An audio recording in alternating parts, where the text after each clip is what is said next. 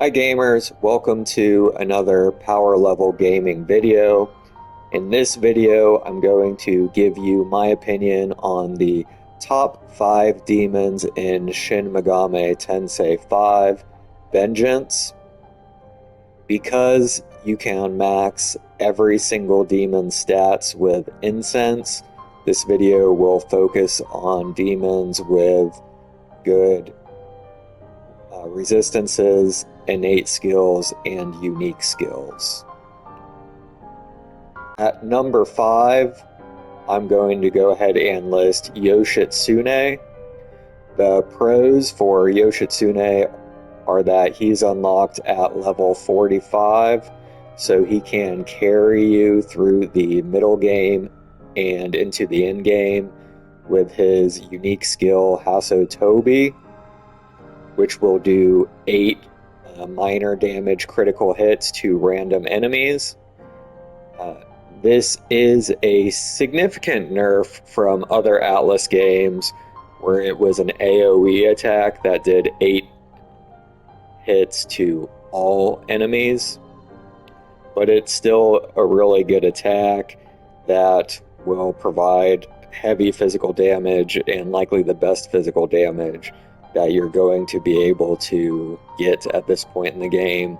The only times where he falls off are when you are trying to burst down a single enemy, because he will randomly hit any other enemies that are present as well, preventing you from establishing a high single target damage. And then he also does have weaknesses to sleep and poison.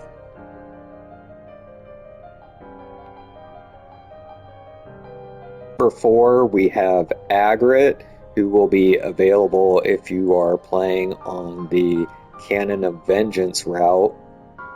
And Agrit is essentially magic Yoshitsune. Her innate skill, Kuditsu Artifice, allows all Kuditsu demons to critical hit with magic, and that kind of negates the major drawback of using magic-based demons because they cannot naturally critically hit. Her other pro is that her skill Queen's Decree does 12 small almighty attacks to random foes. So like Yoshitsune, she can be used as a great DPS character, and with almighty damage not being resisted, she's just going to be a little bit more consistent than Yoshitsune. Her con is that, like Yoshitsune, her signature skill has random targeting. So if you're trying to burst down a particular enemy, it would be down to luck, and you cannot force her to target a specific enemy with her main skill, but you could always just throw a different almighty skill or elemental skill on her for fighting a single target enemy when there's a group of enemies in the battle. The number 3 demon is going to be Shiva. While he is unlocked very late in the game and is required to be defeated in his own super boss fight, he's extremely good as your party's main tank and debuffer.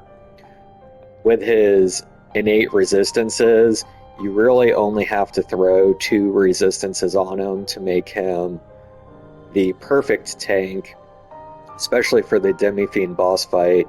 Since he has the natural physical resist, it can force Demi-Fiend to target him, and if you boost his vitality, he's going to be able to tank like a champ.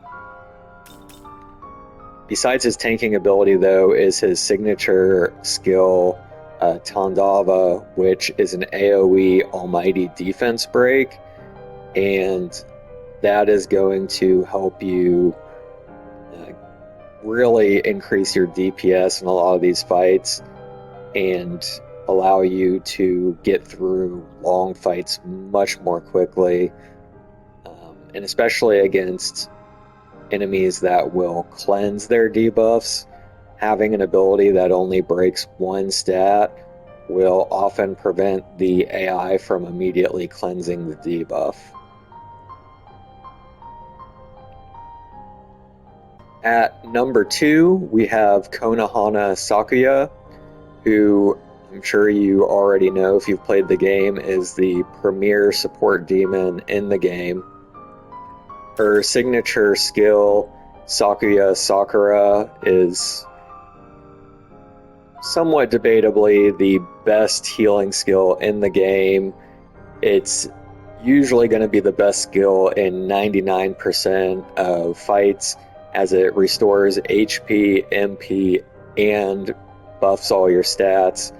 So for the most part, she's going to be the best support character for every single boss fight, with maybe one or two exceptions where you might want a demon like Danu who cleanses your party's debuffs on her heal. So it just is situational, but 99% of the time she's going to be the best support character, and that's why she earns the number 2 spot on our list. At number 1, we have Masakado, the super boss exclusive to the Canon of Creation route.